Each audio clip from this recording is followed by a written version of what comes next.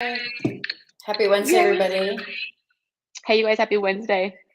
Oh my God. Welcome in. Welcome in. It's been a crazy, interesting morning, but rule number one in business, you show up, right? And you follow through, which is great. So we are so happy to be here, you guys.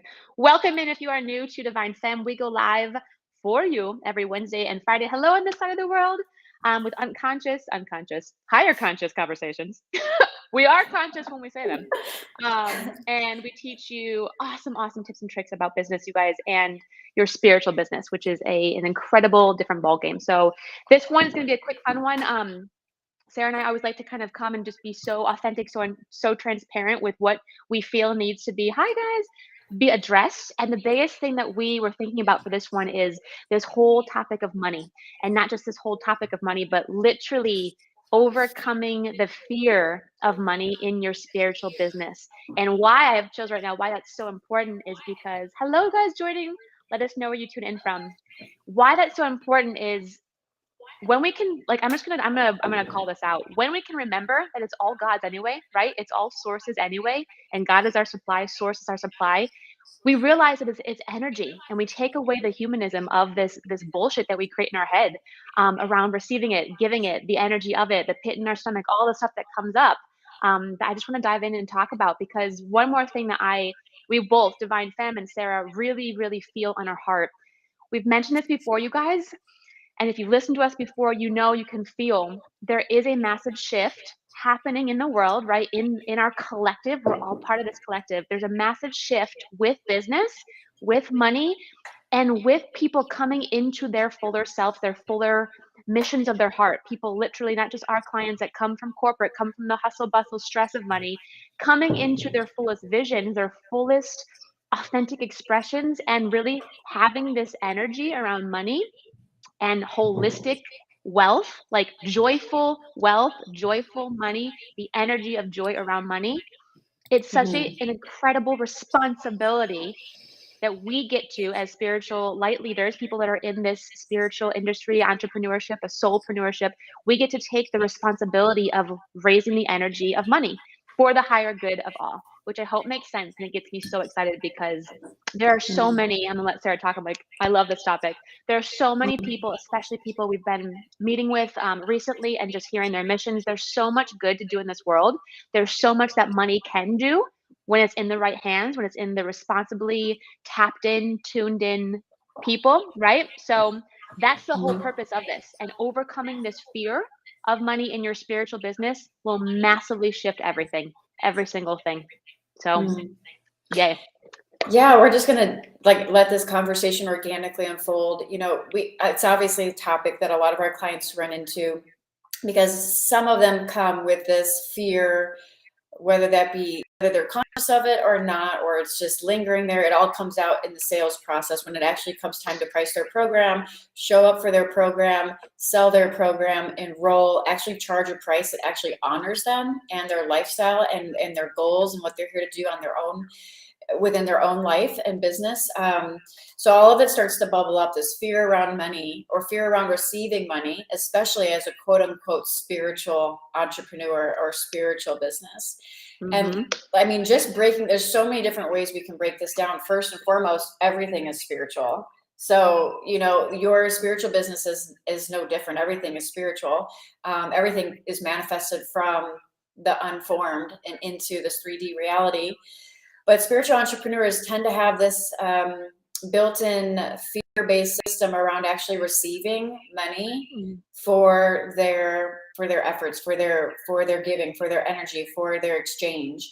And so sometimes there's a lot of blocks that come up that need to be, you know, cleared around this topic.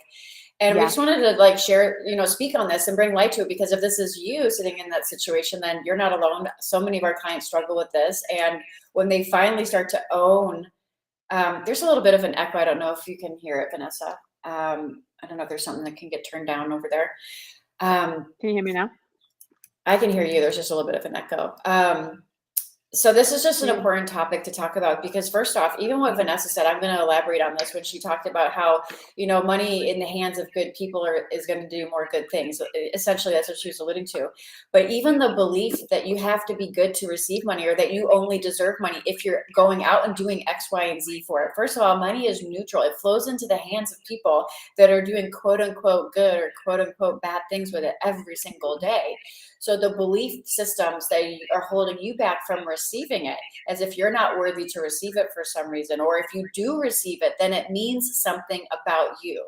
It means you're greedy, or it means you're not spiritual, or it means you're not, giving from your heart and all of these things. Why? Because you're not necessarily charging a price that honors you so that you can actually live supported and in alignment. No, there's like so many, belief systems around this that we can dive into, but ultimately there's a connection between your mission work and your spiritual business and this relationship around money that you have, and it's either everybody has one. It just depends. It's going to be different for you on what that relationship is. Do you have a relationship where you're welcoming in money and abundance and things being able to flow into your experience? Or are you holding it at bay because of some fear of actually receiving it? And this could be because of the stigmas of society, or it could be, for largely my experience was mishandling money in my 20s and losing my ass during the real estate crisis and doing lots of investments that I probably shouldn't have been doing, and getting myself into deep waters with overextending myself and stuff like that as a young entrepreneur, investing in things that I probably should have held on in, and getting myself into situations. So because I had a lack of trust in myself of how I was going to handle money, there was a fear of receiving more of it, because the more money I had, I did things with it that got me into trouble eventually, or, led to a very nerve-wracking experience, stressful experience. And so there was a belief system that the more of that was only going to cause more of that. Right. But So isn't that so interesting, real quick, not to interrupt, but isn't this so No, you're interesting? not. This is what's so fun, you guys. Question, even right now, question what Sarah said, your relationship and these belief systems. Like when you notice things, when you notice when money's going out or money's coming in, what belief systems? I love that you've mentioned belief systems so much, my girl. It's so fun because that's all it is. And what is a belief system? A thought you keep on thinking, whether you got it from yourself or an experience or someone else. But I love that, girl, so much. So it's really about changing those belief systems and creating a stronger relationship with the money. That just like lit me up. I had to say that. That was awesome. Yeah, great. But recognizing, just bringing awareness to that, recognizing that, there's this, for my experience, was a fear of the past repeating, right? And so there was a fear of the past repeating, which then played out in my relationship with money. Yeah. So you really got to do a little bit of an internal deep dive so you can get clear on what your relationship with it is, and and the meaning that you're attaching to the accumulation of it. Because the meaning that you're attaching to the accumulation of it, if it's linked with some kind of guilt, shame, or fear, or now you're not going to be deemed spiritual or seen as spiritual, first off, it's the very ego itself that is judging yourself as good or bad or enough to receive or money. It's the ego that's judging whether or not you're spiritual or not by accumulating wealth. Yeah. So I find this so funny because so many quote unquote spiritual people out there, right? And I say this with air quotes if you're listening to this, because I always do this, right? Because it's so funny. It's so funny that even the quote unquote spiritual community will reach out and say things about money or about business or about this or that and say, oh, that's not spiritual. And maybe you're afraid of being judged by someone that's going to say, oh, you're a wealthy ass bitch and therefore you're not spiritual. You know what I mean? And I guarantee you probably will be, right? And so then that fear obviously does what it triggers you in whatever way that triggers you. But it's actually the ego itself that's even making that statement about you. So if you have a fear of being judged or a fear of what it means, the meaning that you're attaching to it, that's your ego that's judging how you're going to be perceived, either as good or bad, if you do or accumulate X, Y, or Z in your life. And it's really funny that these judgmental comments that you can receive from people that are coming from a quote quote spiritual person is actually judging you with their ego as they sit in their spiritual high horse and plant their judgments against you, as they call you not spiritual because you accumulate money, or because you attract money to your experience, or luxuries in any way, or this or that, right? And so it's really so funny to sit there and watch other people sit on their ego high horse and hide behind the veil of spirituality, and then judge other people from an ego perspective, that they are not quote unquote good or bad or spiritual enough because they're focused in on growing a business that actually generates revenue, for example. And whether it's someone else that's planting that fear in you, or you're doing it yourself, or someone else, you know, you're allowing that from your previous experiences, and this is why you're not showing up in your sales the way you should, and this is why you're underpricing and undercharging and underselling yourself, and this is why you're not allowing yourself to accumulate what it is you want in your business and stuff like that. This is something to look at, because this is all bullshit, guys. It's one big smoke and mirrors that keeps you judging yourself. It's just one big ego fest. That's either self-perpetrate, is that or it's other people. But either way, the other people that are doing it are simply mirrors reflecting back to you your own fears and judgments anyway. So ultimately, it all comes back to you. Other people may be doing it in your experience and may be triggering you, but ultimately, if it triggers you at all, it's because it's something inside of you that either agrees with it or not, and is being triggered that way. So ultimately, it's all going to come back to you doing, again, your own inner deep dive on your relationship to money, and especially the meaning that you attach to it. Money is neutral. It is neutral. And the meaning that you attach to it. One of the sneakiest meanings that you can attach to it is, as a spiritual business owner, is I deserve to be abundant because I'm so in alignment with my mission and I'm doing good work in the world. That's a condition. That's not neutral. You've now placed a condition on money, and you've compartmentalized it. What is a neutral resource, you've now placed conditions on it that basically say that you are either good enough or not good enough based on what you do or don't do in order to receive it.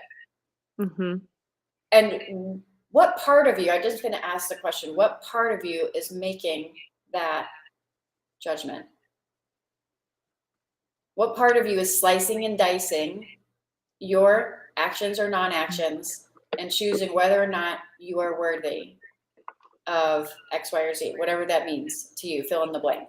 What part of you is making that assessment?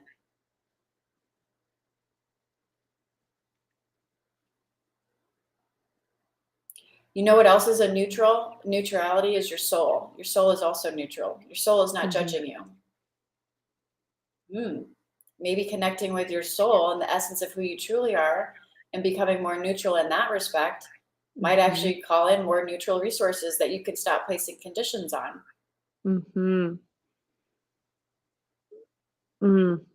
And what does that look like? Like, we're all about accountability here, and it's one thing to sit and talk about this and listen to us. Another thing to like use this energy today that you've learned, or wherever you're listening to us, and try it out yourself. Like, you have to go within yourself. So let's say the next time you come across someone that has some money, one, notice your initial feeling. Do you get jealous? Do you get angry? Do you make an excuse and start to justify why they have a lot of money? Or can you practice this new belief and remembering who the F you are, and start saying stuff like, amazing, what source does for one, I can have as well. Because we know that there's infinite amounts and there's no separated puzzles, like this person gets this much and this person gets, no, it's all the same. So practicing those statements and practicing those shifted awareness of your beliefs and your sayings and your thoughts to get you into a higher frequency and relationship with money, right?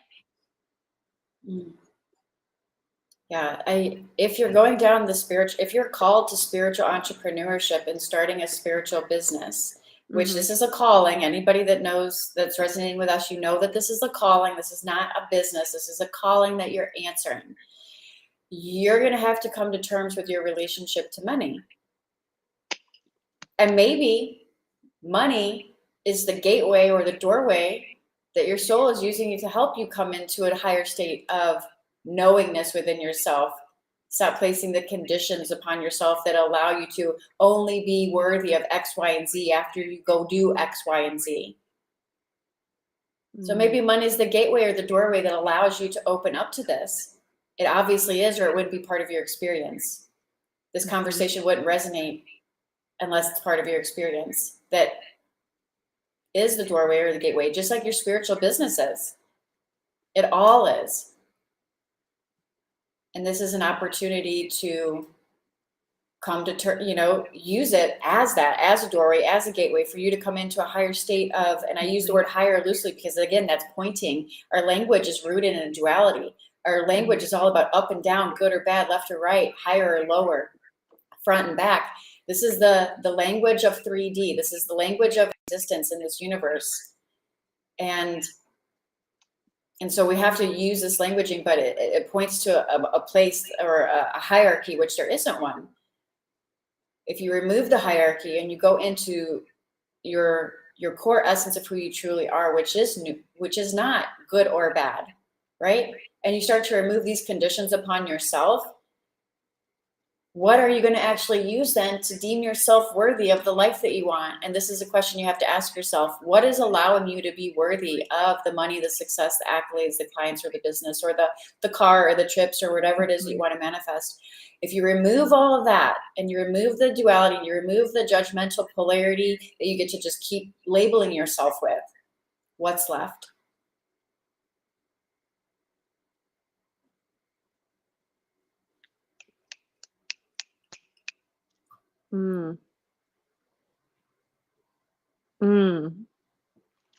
That hit. Did you hear what she said too? Like, you have to remove, like you. It's all us. It's all you. Whether it's a mere reflection or you being the awareness of the situation, the awareness of the belief, it's all you. Which is exciting because you can do it, right? But you have to choose to. You have to have a willingness to have an awareness to. It's all you. Wow. So much there's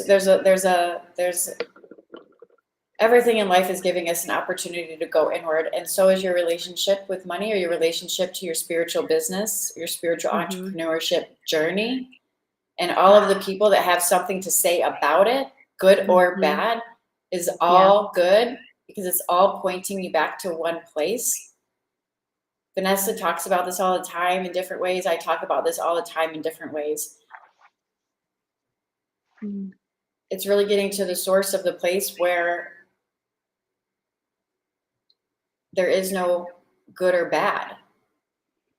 And using money as a label that only applies to good or bad people is just another trap, and it's really easy to fall into. Spiritual entrepreneurs and spiritual, quote unquote, spiritual people will do it all the time. Oh, I'm more worthy of this now because I'm doing such good work in the world.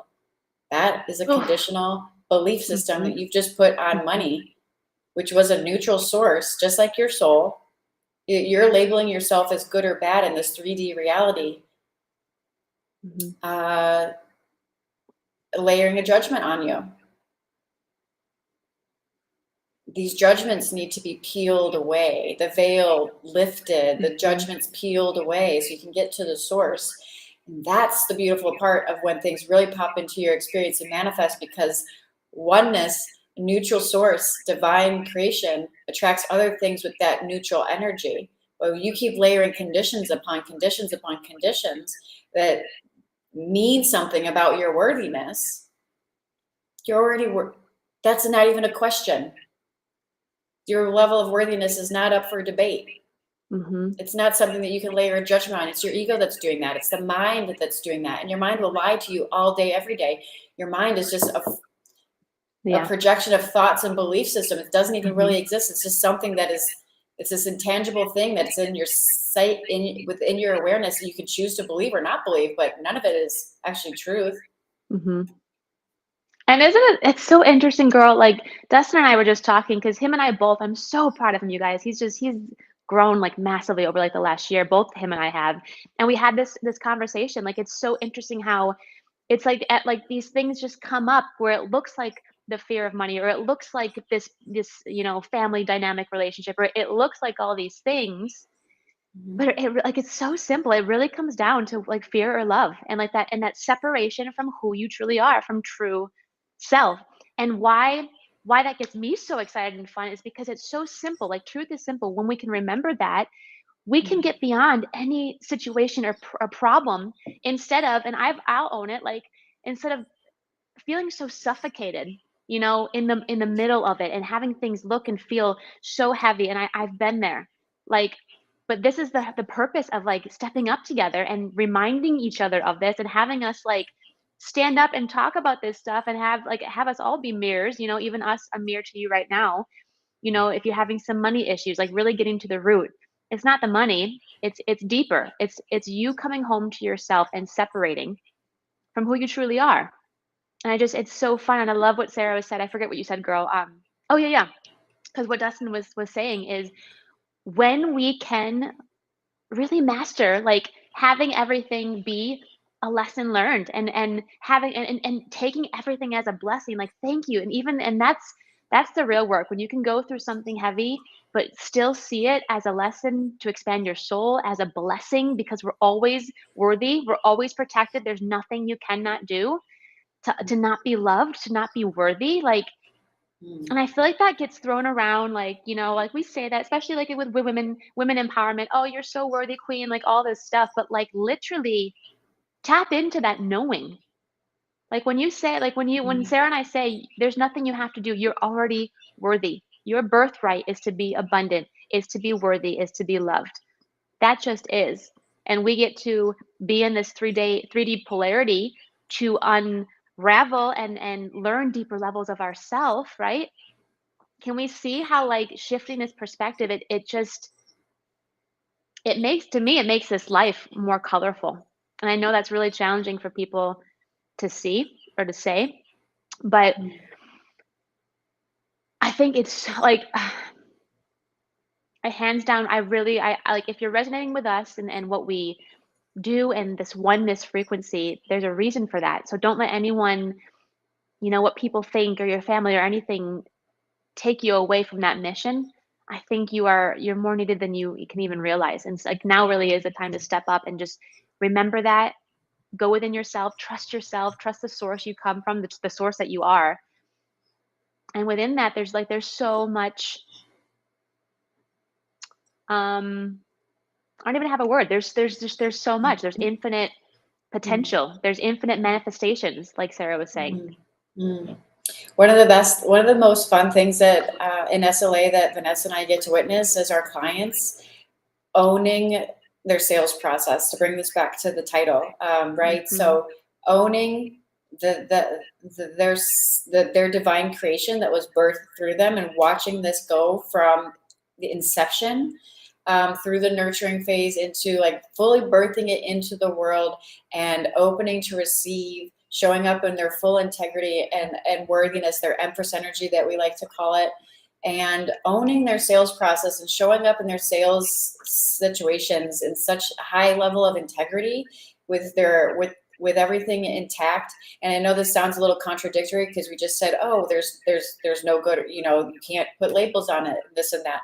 Well, this is why spirituality is a paradox, because as you get into this essence of who you truly are, you're able to show up in these experiences and full on own what it is that you want to create in the world, and have these things come to you. You're not necessarily attaching the meaning to it though anymore.